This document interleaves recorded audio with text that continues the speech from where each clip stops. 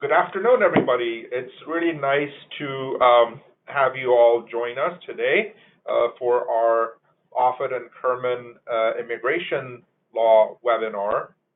My name's Mo Sayed, and I'm an immigration attorney here in our Bethesda office.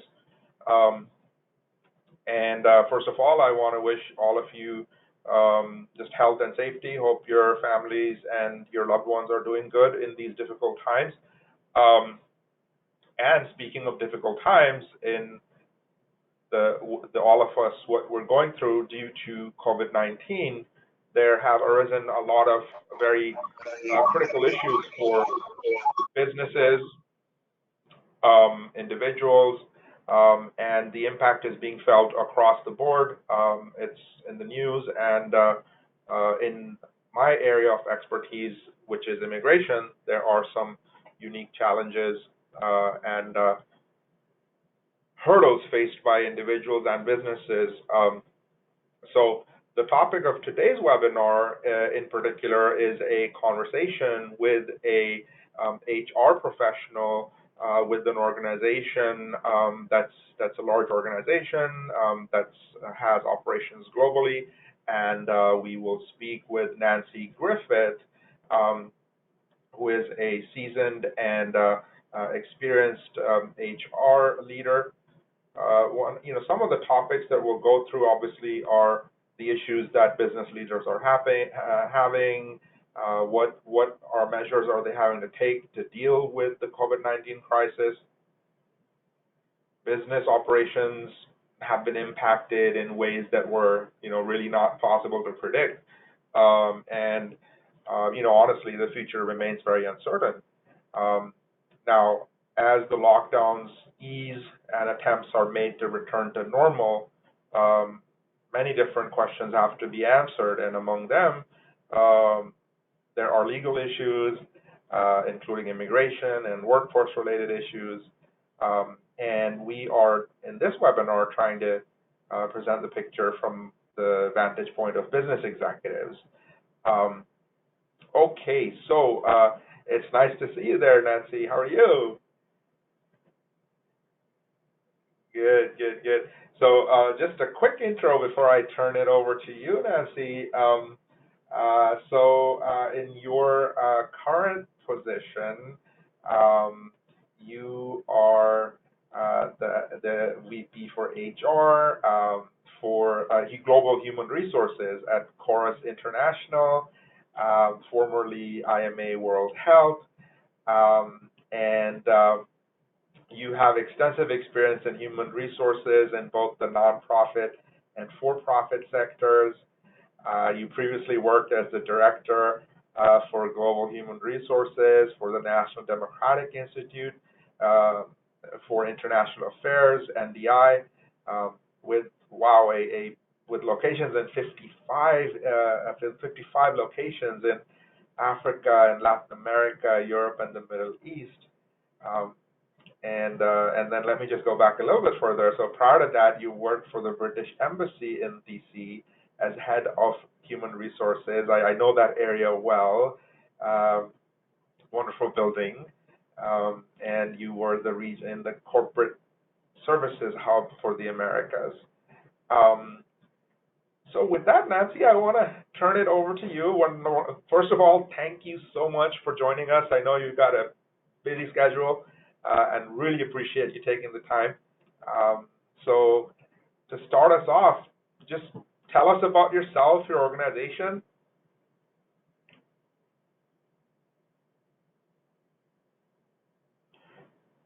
Okay, just one sec. We may have some technical issue. We may have you on mute. Let's see if we can fix that. Hold on.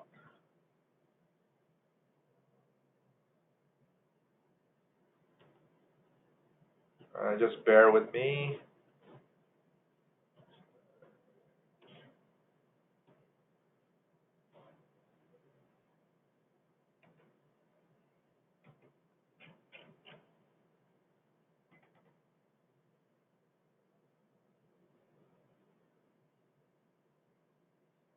Maybe a button on there's a box that says audio or chat, and it may be unmute a little something that looks like a little phone. Uh,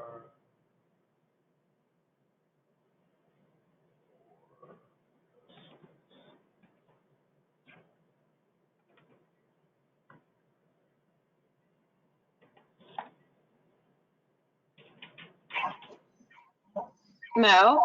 okay, yep. All right, there we go. So, sorry about that delay. Oh, great. Yes, thank you. Good? Sorry about that. Oh, well, first of all, thank you for inviting me to participate today. As Mo mentioned, I am a more seasoned than I will admit HR professional, and currently with Chorus International, and we have about 400 employees in the United States, another 800 globally. We are somewhat unique in that our organization has been part of the COVID response. We have operations set up, in particular in the DRC, that have been combating Ebola for several years, and we've actually pivoted some of those operations and hired a team to help with COVID response in the countries that we are already serving. So we've had sort of a unique challenge in that while a lot of organizations are really focused on duty of care and figuring out how to work remotely and still get your business done, we've actually had to focus on hiring additional resources and deploying them to fight COVID, all remotely and in an unusual environment that we are all in.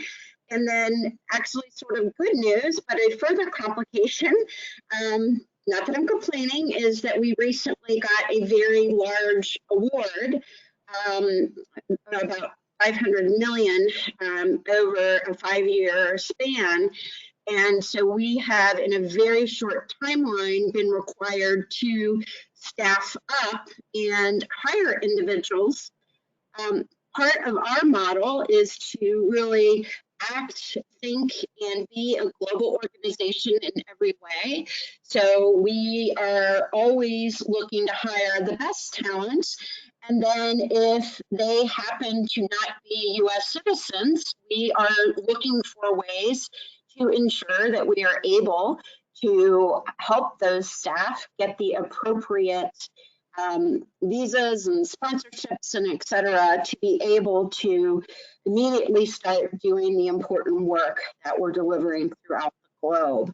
So it's been a little bit of an interesting scenario because, on the one hand, as an employer, we have made our number one priority duty of care. I'm very sad to say that we've had several staff ill who have recovered, but we've also lost some staff to COVID. So it has been a very deeply personal for our organization and challenging time. So, there's multi-prongs, but I think one of the topics that we wanted to focus on today is the additional challenge because of the current environment in being able to continue our hiring model of engaging with talent from throughout the globe. And, that has been something that, Mo has been a really great partner. We actually had talked with another law firm, and they were not able to help us resolve a crisis in trying to get our new chief of party set up to be eligible to work in the US. So it was really helpful when we then went to Mo and his organization, and his creativity and willingness to think above and around the challenges that we have, not only with people are not able to physically come to our country, but also we need to make sure that as soon as they are able to come to our country, that they're able to be present in the DC market, because that's a critical part of our work is to make sure that we are partnering with both our donors and being very visible in this community, also in advocacy on the Hill. So it just doesn't allow us to do our work if we can't overcome some of those challenges. So I'll stop there, and I'll just look to Mo if you wanted me to highlight any particular aspects of the COVID challenge, because as I just mentioned, we're being hit from many different fronts at this time. Yeah, no, that's really just a fantastic opening into this conversation, and you know, thank you for your kind remarks there. One thing that comes to mind is that given the work you do in multiple countries, and the fact that you know you mentioned that you're part of the COVID response, and the restrictions that are now in place for employees to enter the U.S., or just the challenges, not really, I mean, in terms of there's some categories of visa holders that are allowed to travel, others can't. There are embassies that are shut down, so folks that can get, you know, even if they could get a visa, they can't. And the agencies are shut down. So what occurs to me is that it's, you know, while your activities and endeavors are directly helpful towards COVID, the you know, the response to this pandemic, but I imagine that your workforce is placed under a lot of challenges, and I wonder how you see that, like, you know, what that impact looks like, and how are you handling it? Absolutely. And so, you know, our challenges have hit on many different levels. One of the first ones is, as I'm sure all other organizations focus on during a time of crisis, whether it's political unrest, whether it's a natural disaster, but you want to make sure that you are allowing the opportunity for your expats and TCNs to be repatriated. We, as I'm sure a lot of organizations did, really ran into challenges in that space, because the COVID crisis, in some ways it evolved slowly, but in other ways the shutting down of airports and embassies really happened rapidly, at least in the continent of Africa.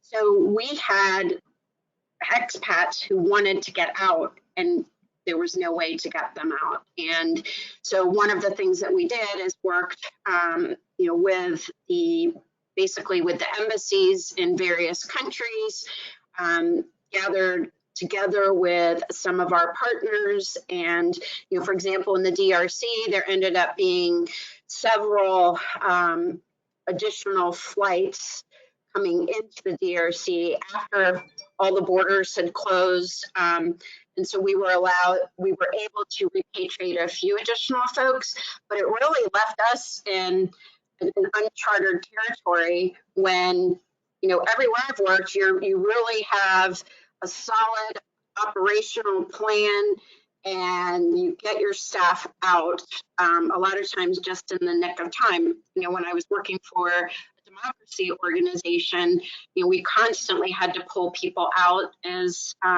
anger and political unrest was turning towards NGOs. So this was something that was really tough as an employer who places duty of care in the forefront, to basically say, you know, you've missed your chance to repatriate. So fortunately, we got a lot of people out, but not everyone that we wanted to get out, and some of them were still waiting on that. The other real challenge, so that's sort of the expat TCN challenge.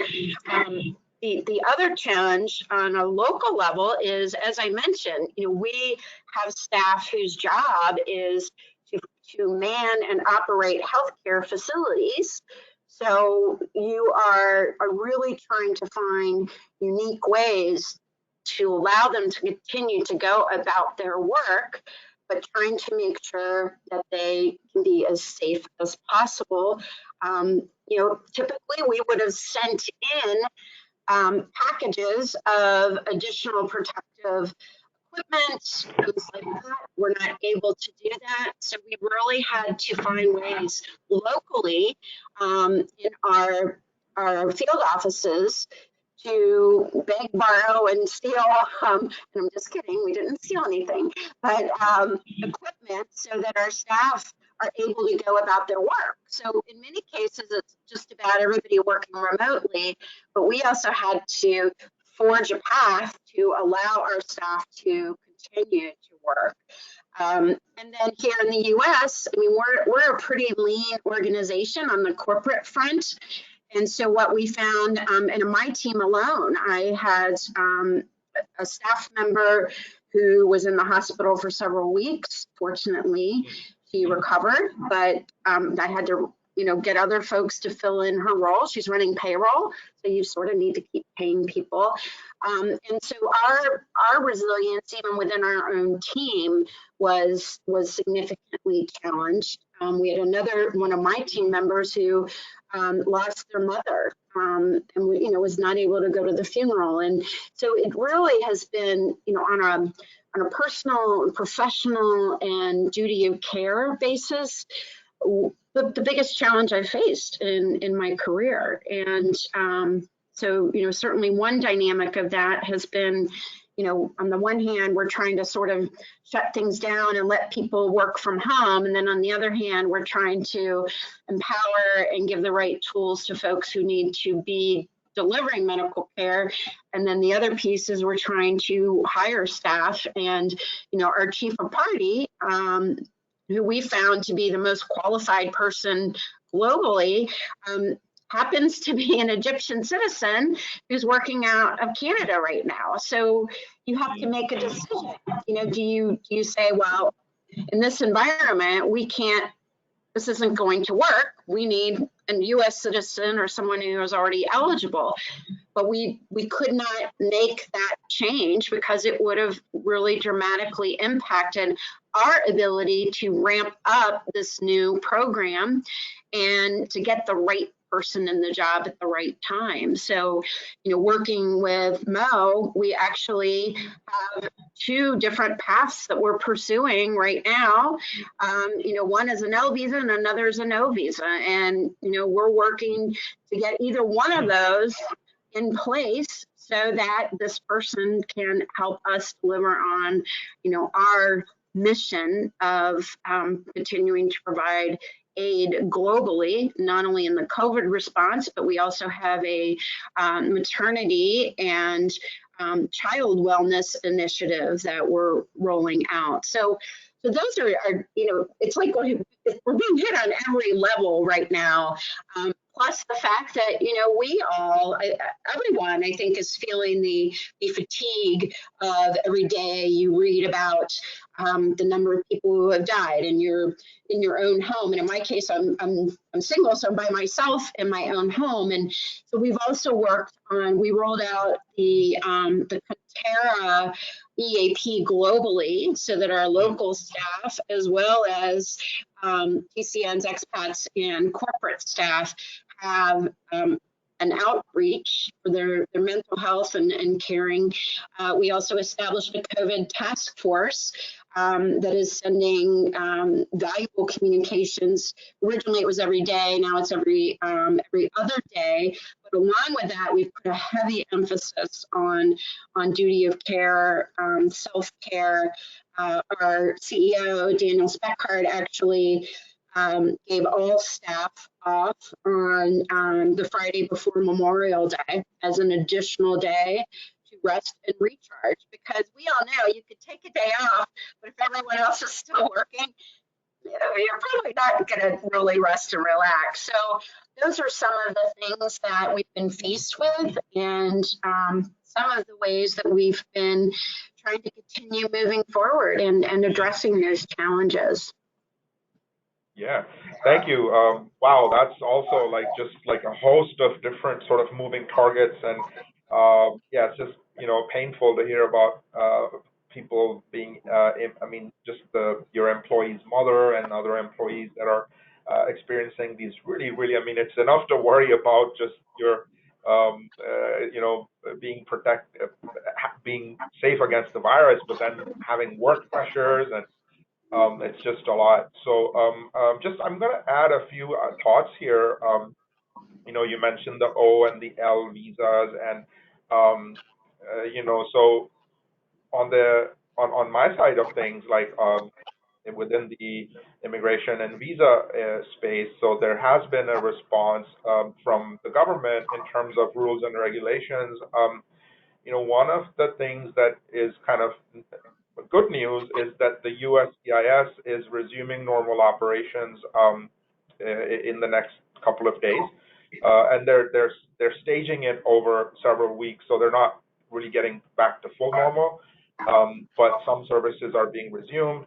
Um, for visa types like the O's and the L's, we used to have a facility known as premium processing, which meant that you could pay an extra um, expedite fee to the government and get an action on an application within 15 working days, which is very helpful, especially for people that need to come immediately and don't have the kind of long time frame to wait. So they have announced that they'll be reopening that service, which is good. Um, and since you mentioned the healthcare angle, one of the even though the embassies are closed, one of the exceptions, I mean, they do consider humanitarian reasons. Uh, there is a provision for, I mean, I guess it sounds like it's more for doctors and nurses. It's an exception for a healthcare worker that's trying to assist with the COVID response. So one can make an emergency appointment and try to get a visa. I've tried that once with one individual, but we didn't really get anywhere. But I wonder if a broad interpretation of healthcare related work may be persuasive. Um, but anyway, there's just a host of issues. There are folks that I have other clients with people on visas that were on vacation visiting their families, and they're now stuck. They can't come back, and some of it is also because of not really U.S. policy, but foreign country lockdowns, where they can't get flights. They can't do anything. They're stuck.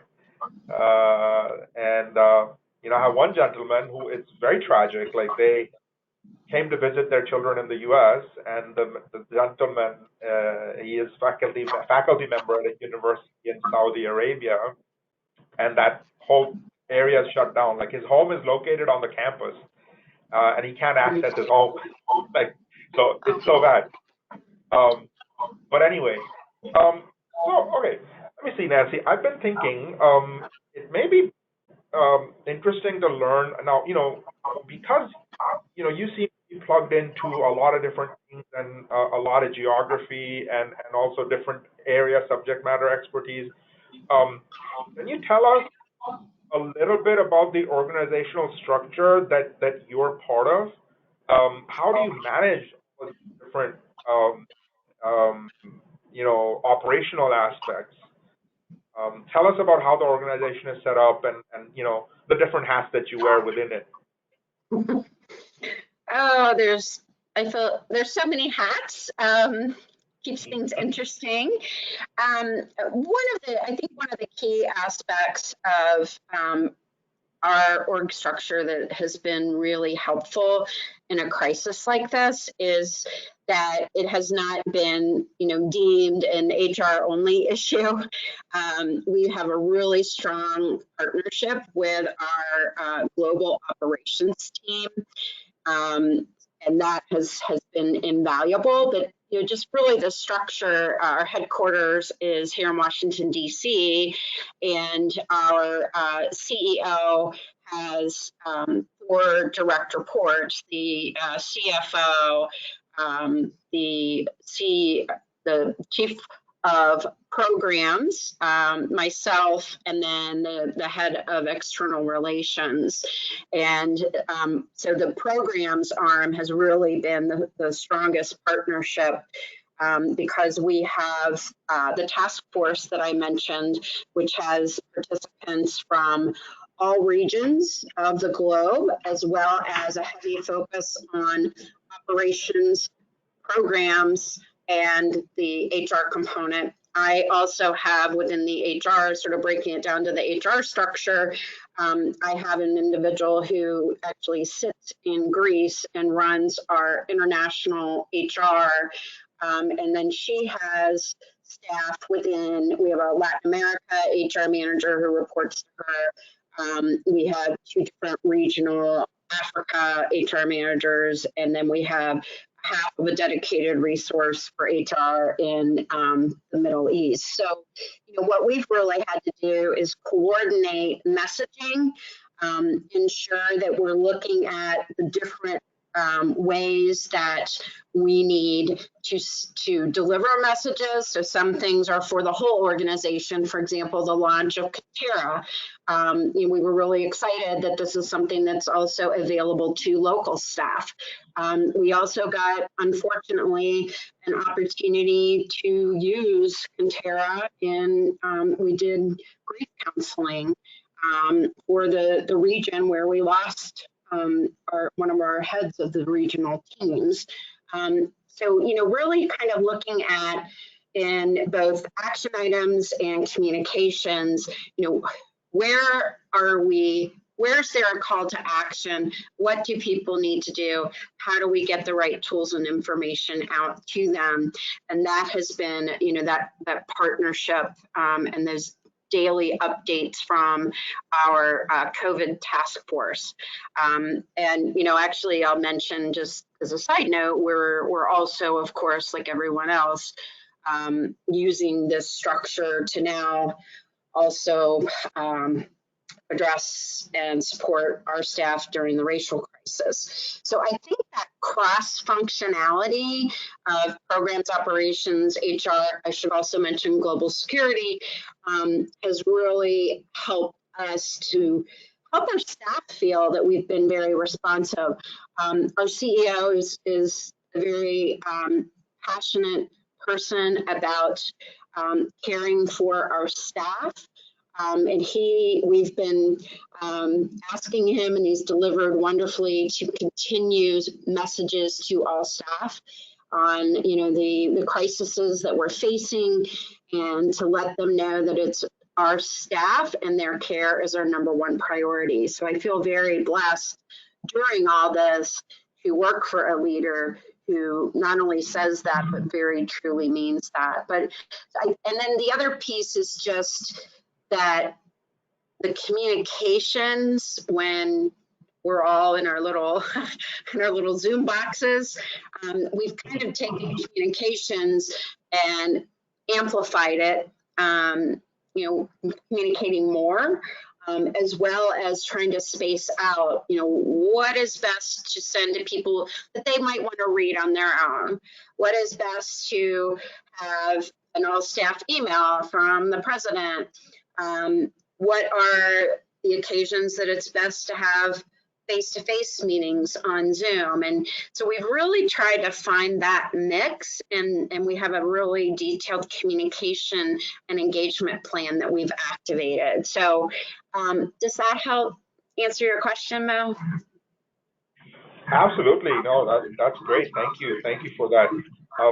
I also want to mention for the audience that if you're on the GoToWebinar portal, and if you want to ask a question, you can go to the little chat box and ask a question there. And if we have time, we'll try to ask Nancy your questions. Also, the recording of today's webinar will be available, and a link will be sent out to those who are registered. So just a little housekeeping note. Okay, let's see. There's so much that we can cover. One thing I'm curious about, and we're also we're a 250-ish lawyer law firm across many different cities. And the adjustment to working remotely, um, although initially I mean, we had folks that were working remotely even before because a lot of our work is done by laptops and we're constantly on the move and we can get a lot done. Um, but watching the office adjust to remote was pretty impressive, I think, given the level of disruption. Um, I wonder if how has that aspect played out in your organization? And do you think that, if there is some kind of return to normalcy or the new normal, do you think there will some of this remote working will continue because we've now experienced it in a way that we hadn't before? What do you think it will look like um, into the maybe mid to long term future? Um, Absolutely. That has been one of the fascinating parts of this is watching that transition basically be imposed upon us for remote work. I must say, and I don't think it's unique to our organization, that in general, some of our executive leadership has been very resistant to remote working. And a lot of that's just based on their style and their experiences. Also, I think on the value that is placed on building relationships, but we really had a few staff working remotely, but it wasn't really a common practice. My personal opinion and my opinion as an HR professional is you have to have flexibility in this day and age if you want to retain staff. So it's been interesting having, like I'm sure everyone is, those conversations about returning to work. And once, and what we're finding is, I know on my own team, we rolled out what would your preferences be for phase one? And we were all empowered to do that, to ask staff for phase one, a reopening, do you want to come back to the office or do you want to keep working remotely? I have to say I was a little surprised. 100% of my team wants to keep working remotely. Personally, I miss the office. I as an HR professional, I think building relationships has been something that has just naturally happened when you have the opportunity to interact face to face. And now initially I almost felt weird, like just calling someone on Zoom to say, how are you? What's going on with you? But like you would do that in the office, but when you have to schedule a Zoom meeting. So we've talked as a leadership team about some of those challenges, and I was really so inspired by our CEO because in our executive leadership meeting, which is a very serious, and we have our CFO report and our HR report, and it's very business, very crisp. He took an entire meeting to just say, here's how I've been feeling, and here's what I've been hearing, and how has this impacted each one of you? And at first, everyone's like, I'm not going to say anything, but we ended up really having this incredible conversation because he took the time to connect on a personal level, and the whole, the stress, the sadness of losing friends, being isolated, all those topics came up. And so then at the end of that meeting, we're like, wow, that was so powerful. And then we encouraged our leadership to kind of cascade that downward. And I mean, it was funny because with my staff, I got the same reaction. They're like, wait a minute, we're not just going to talk about business and then get off the phone. So I think that has been part of the new normal is you have to build in time for personal connections, and we need that now more than ever. So that's definitely been a learning point, and some of our leadership has said that's really uncomfortable for them. They've sort of been taught, and that's probably part of it's my fault, to like stay out of people's personal lives if you're a manager. But so I think that's one piece. The other thing that again is kind of unique is we had already signed a contract in our building to build out an entire new floor to accommodate this new award. And so now we're like, okay, we have this space. We really don't think we're ever going to go back to everyone is in the office every day, but now we've made this financial investment. So, it's maneuvering through what is that going to look like.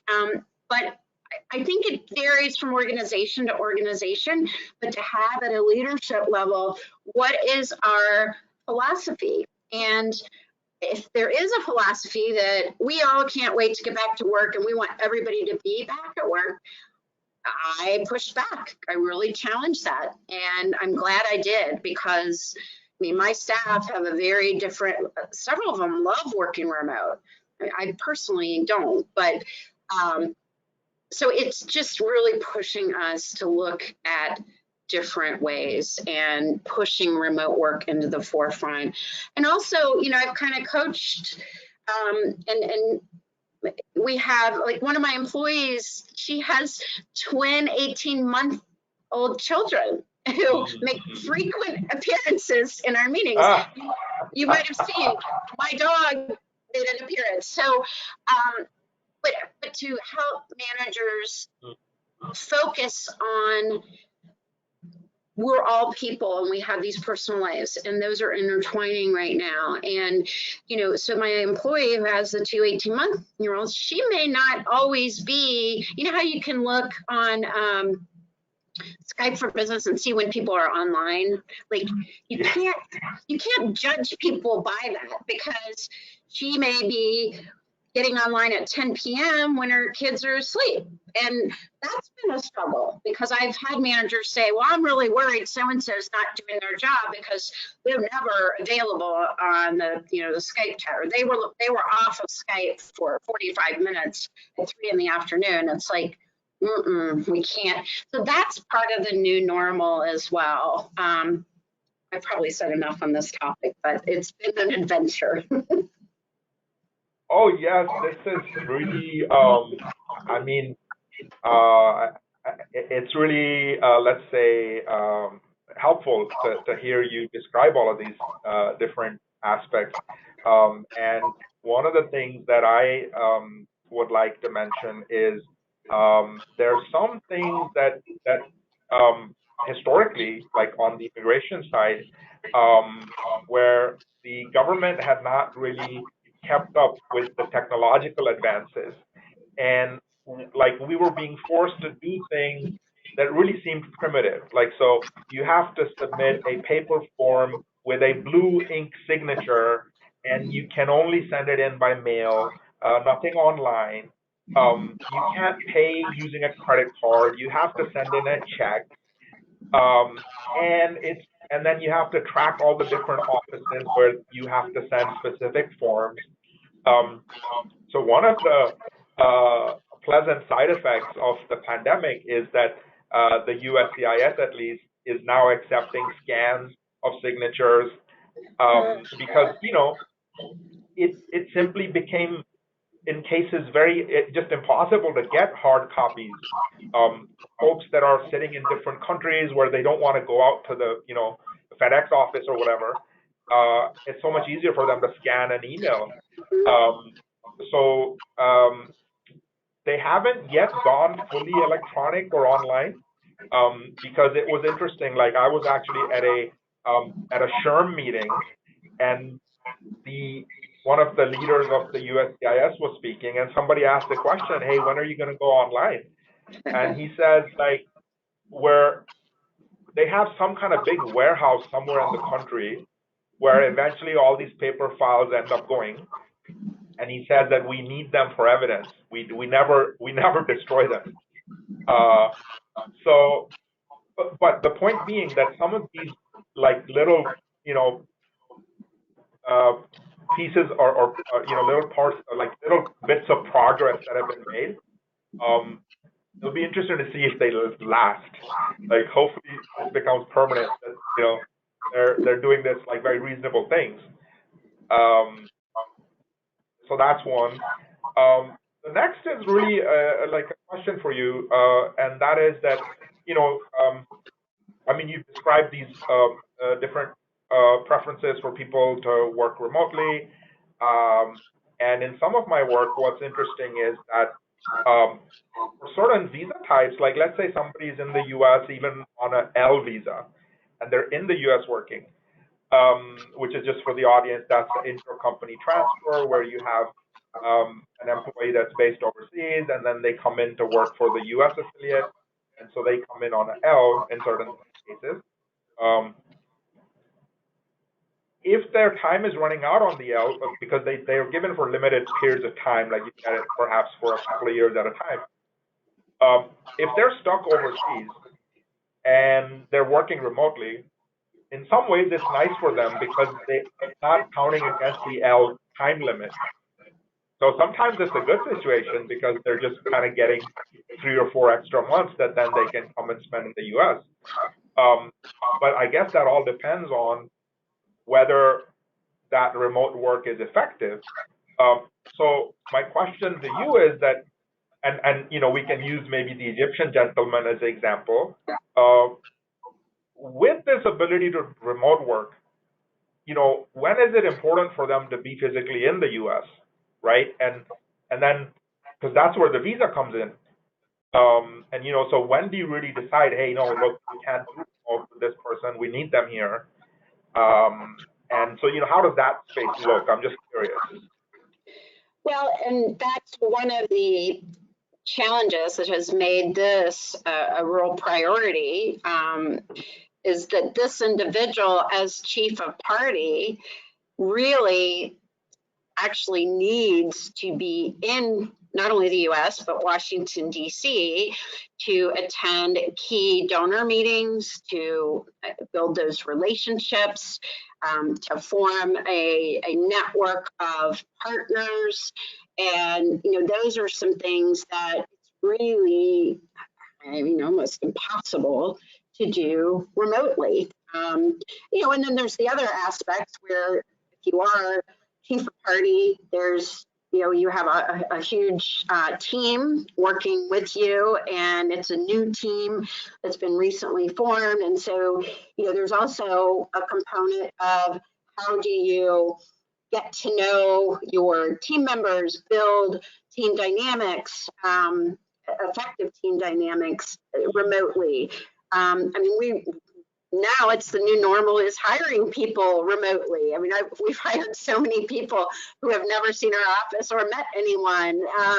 So, I think, but I do still think we have key activities that there's just no substitution for being in person. Once we are allowed to be in person. And, Washington, D.C. is slowly trying to open up. So in the not so distant future, there will be those in-person meetings, and, we will need him to be there to, in his role and to represent the organization. And, if we find that we have to send a more junior person, there's aspects of that may not play well. I mean, just kind of politically with our donors, if we send, a substitution for chief of party. I mean, we all know how that works, the political side of things. It looks like we're not valuing the relationship. So, I don't know. I don't see a future where everything is remote. And, maybe I'm old fashioned, but I do think there's so much of what we do that, we've got to build sort of that human capital and credibility piece. And it's really almost impossible in some cases to do that remotely. Does that help answer your question? Yeah, absolutely. Yep. Because there's certain types of tasks that are just fine to do remote, and others that just can't be done. So Thank you for sharing that. So we've looked a little bit at immigration. Oh, I had one point that you were saying about the remote hiring.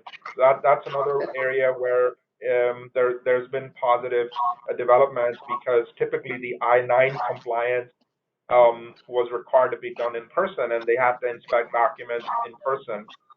So now there has been announced flexibility in terms of remotely doing inspections. So that's been good. Yep. So that was a Labor Department concession. Um, Let me see. What is I know that there's been a corporate like reorganization and restructuring. Can you speak about the chorus and how it relates to IMA and LWR, if there are any interesting issues there that you want to share with us? Um, Well, yeah, and talking about some unique challenges, Lutheran World Relief and IMA World Health merged to form Chorus, and that was completed January of 2020. So, and mergers are stressful as well. So it's been a really interesting year so far on a number of levels. But well, one key aspect is I joined the organization in September, a little late to the merger party, but there were very different policies and approaches to the hiring side on not only sponsoring individuals. IMA was much more flexible and open to sponsoring employees, and actually has several sponsored staff, whereas Lutheran World Relief, that had not really been a practice. So to try and help hiring managers look at things in more of a global perspective, we've done some recruitment training, and we've incorporated that being open-minded around, maybe the best person isn't an American citizen. And so that's been a cultural change, definitely, for our LWR colleagues. An exciting aspect of that is for them to be able to see the results. So for this new program that we're staffing up for, our three key hires, none of them are U.S. citizens first, so to speak. So I think not only helping them think in a more global, open-minded capacity, but then actually seeing that happen in this new division that we're forming, and seeing that the caliber of talent and the diversity component that brings has helped move the dial on that. But we also saw very different approaches in some of the expat TCN scenarios, and kind of who could work where. So it's really been, just like it is with any merger, but it definitely was two very different management philosophies, cultures, and hiring approaches. And, I'm excited to say we've landed on global hiring.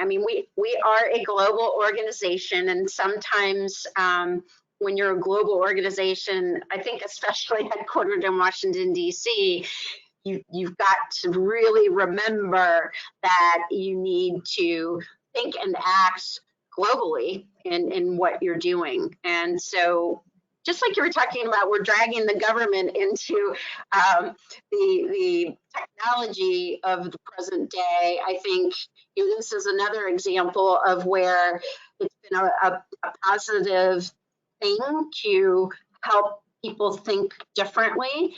And we are in a global age and a technology age, and some of the benefits of that are, what we're seeing with being able to hire from around the globe, with Mo's help to make it happen, but also that sort of one hire at a time, we're getting increased engagement and credibility from the sort of the other legacy organization that did not do that.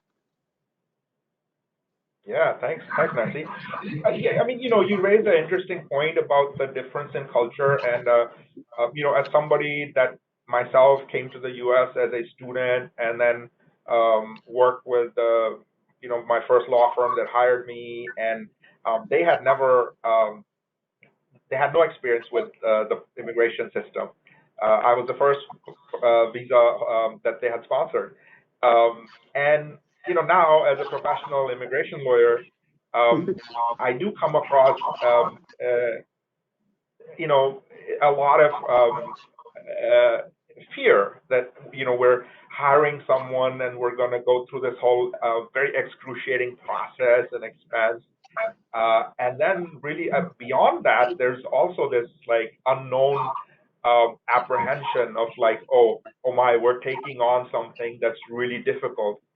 But it's really not. Like at the end of the day, yes, there are some hoops to go through. But once it's all done, then they're pretty much at par with the other workers. There's not any additional, you don't have to baby them, or there's no additional sort of concessions that they get just because they're a visa holder. And a lot of these issues came up recently in terms of reduction in hours, unemployment benefits, and I mean, yes, setting aside the immigration issues, the employment side issues are pretty much the same. Like, they're not really, there's no additional obligation on the employer. So that's kind of interesting to see, that kind of sentiment. I guess, the bottom line is that, hey, talent is talent, and you'll take it wherever it's coming from, right? Okay, great. Let's see. I mean, okay, let's ask like a lawyer related question. Like, what is like? Tell me, like, how can your legal counsel help to stay ahead of the curve in terms of like, what are some qualities in lawyers or law firms that you're looking for?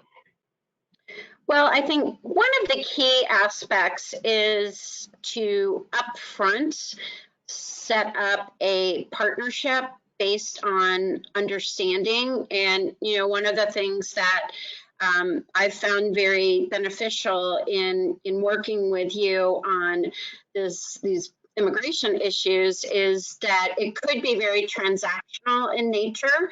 But I think where you end up with the best scenario for your organization is when your legal partner organization and the attorney you're working with asks questions, seeks to understand, what is your organization?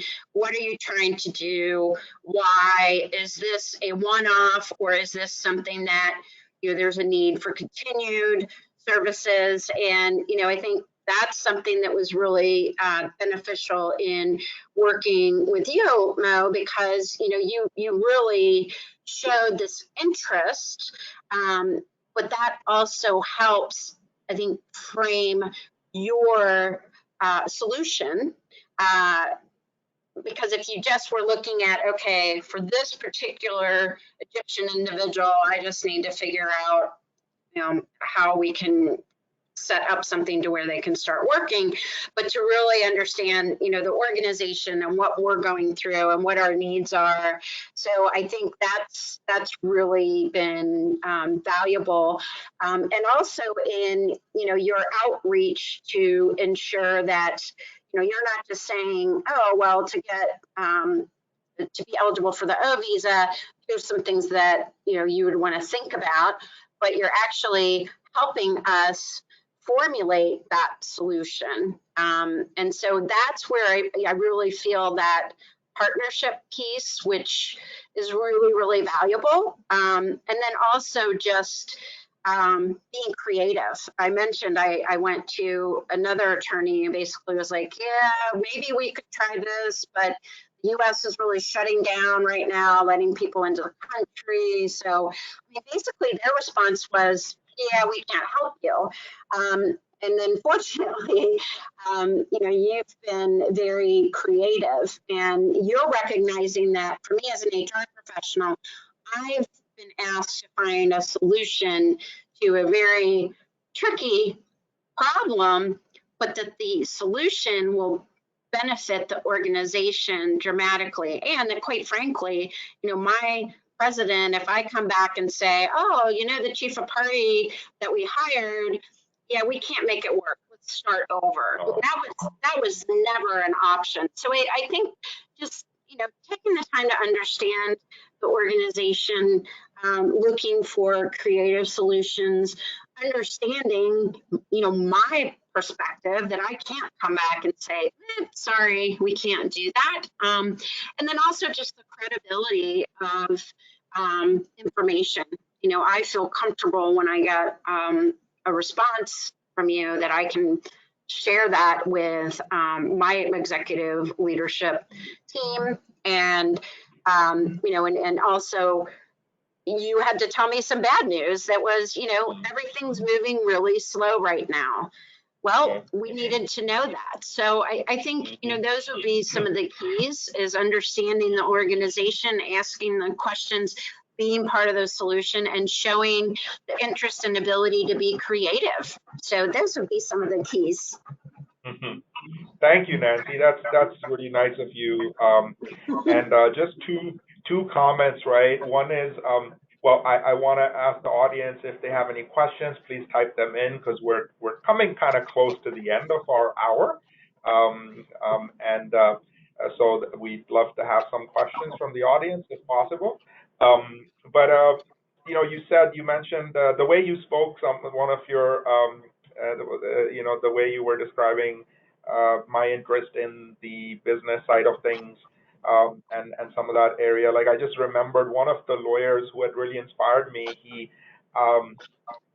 when I really got to know him, he was kind of retired in his career, and he'd been a judge, and he was in his 80s. And I just had this opportunity to spend some time with him and ask him about his career. And he was this wonderful gentleman, and we're playing golf together, and he's just like a small guy. I just wanted to, just learn everything from him, right? Like, and I said, hey, what do you like about what you do?